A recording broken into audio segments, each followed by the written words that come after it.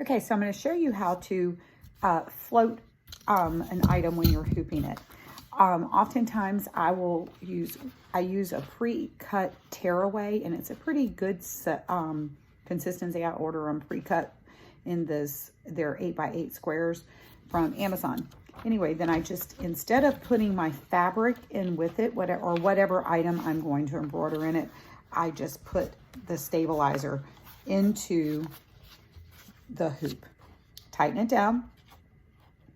And if it is a knit material, I find that it is better if you use the spray adhesive and you spray this and make it a little bit tacky.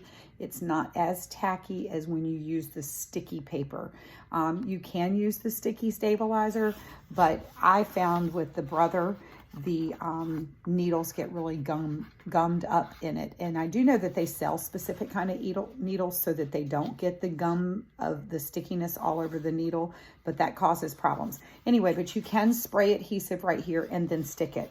But I'm just going to show you something right here. Oftentimes your items are too thick to go into the hoop, so that makes it really difficult. So I have a mask, and if I were to go to monogram the mask, I would want the monogram to go right here on my mask. Well, I don't really want to put the spray adhesive on the back of this, because then this is going to go on your face and it's going to have that gummy feeling on it. So instead, I take and I float it on top of well, either way it's floating it, whether you use the spray adhesive, but then I take little pins.